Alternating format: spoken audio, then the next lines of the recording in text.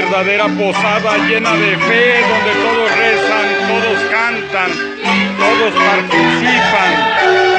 Aquí Cristo se hace presente entre los pobres.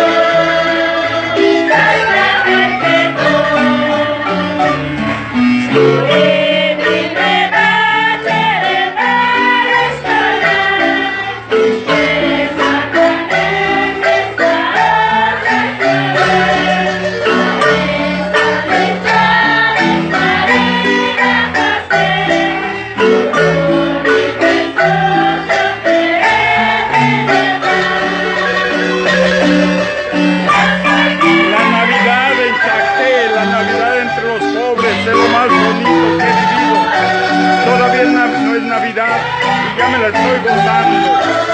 Agradezco a Dios por esta maravilla de estar con este pueblo, el pueblo de Chile, Opal,